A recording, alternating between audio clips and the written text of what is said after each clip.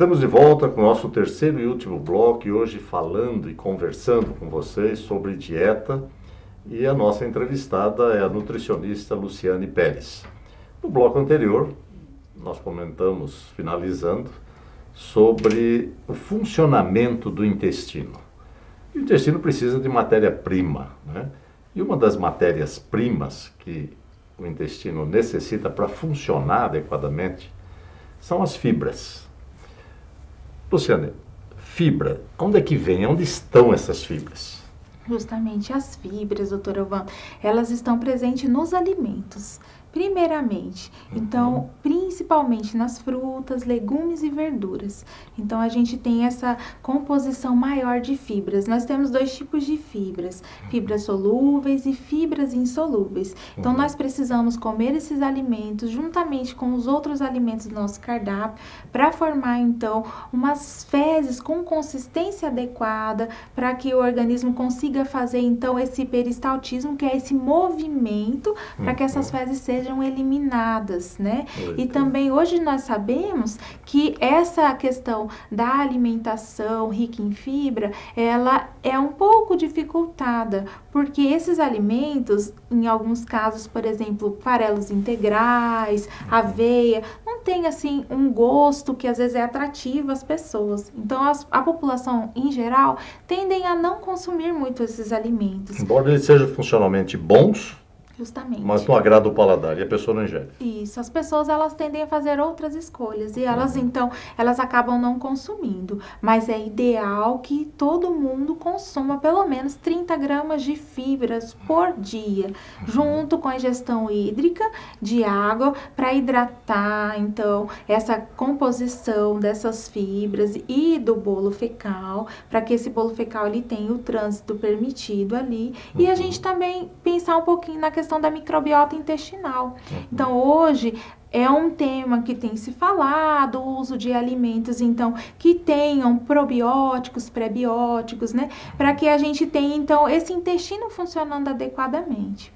Quando você fala probióticos, seriam alimentos que facilitariam o desenvolvimento de determinadas bactérias benéficas ao funcionamento do intestino. Justamente. Então, a gente precisa ter, nós precisamos ingerir esses alimentos e nós também precisamos cuidar desses micro-organismos, dessa flora intestinal. Que são ajudantes. São ajudantes. Então, eles ajudam. Eles ajudam porque eles protegem, então, a barreira intestinal. Então, eles vão, então, se a gente tem uma composição adequada, vai ajudar na questão, por exemplo, de diminuir, às vezes, a questão da glicemia, ajuda no controle do colesterol. A gente tem diversas funções do sistema imunológico que estão relacionadas com essa questão. E também, hoje, nós sabemos a questão da obesidade.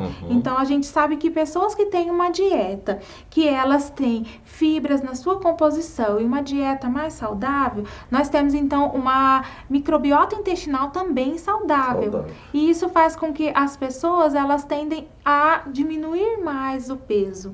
Se o intestino estiver trabalhando adequadamente, se as evacuações estiverem ocorrendo de acordo, então a gente precisa cuidar do intestino.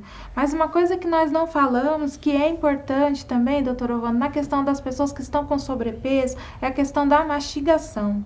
Então, hoje, as pessoas, elas têm muito pouco tempo para se alimentar. Então, até para mastigar, né, Luciana? Justamente. Então, elas mastigam muito pouco. Então, essa questão de não triturar bem os alimentos atrapalha todo o processo digestivo. Então, tem um trabalho excessivo para que o estômago, ele digira esses alimentos, né? Tem a digestão completa deles. E aí, a gente acaba, então, prejudicando também a parte do intestino. É mais demorado? Tudo mais demorado. Mantém o contato maior com o intestino e absorve mais. E também as pessoas não têm saciedade. Porque como ela come muito rápido, então a gente não tem, o cérebro não reconhece que ela está comendo. Então o ideal é que a pessoa sente e faça uma refeição de 20 minutos pelo menos. Então que ela tende a ter esse tempo para mastigação dos alimentos. E ela come rápido, o cérebro nem percebe que ela está comendo. E aí ela come às vezes até o dobro daquilo além do que precisaria. Luciana, nós estamos chegando ao fim. Sim. E sei que nós temos muitos telespectadores ansiosos pela questão da perda de peso. E você estava falando sobre isso. Fala para nós, qual o segredo para se perder peso? O que fazer? Mastigar adequado, comer menos, exercitar, beber água. Como é que é essa coisa? Para terminar, você pode terminar. Tá certo. Olha, gente, realmente essa questão é uma questão muito interessante, doutora Wanda, e que exige muito de cada pessoa. Então, quando a gente se propõe a fazer uma reeducação alimentar, a gente tem que saber que muitas vezes a gente vai deixar de lado alguns dos nossos hábitos anteriores e a gente vai fazer uma mudança de estilo de vida. O que acontece é que a maioria das pessoas fazem dietas para que elas perdam peso em um determinado período de tempo. Então, elas eliminam o peso e depois não conseguem manter aquele cardápio. Então, uma dieta adequada, que ela é feita, programada por uma nutricionista, ela deve ser uma modificação de hábito alimentar. Para o resto da vida. Para o resto da vida, isso. Então, a pessoa ela precisa comer de 3 em 3 horas, pequenas quantidades, então fazer uma mastigar bem. Muito bem. Fazer a escolha dos alimentos que sejam mais saudáveis.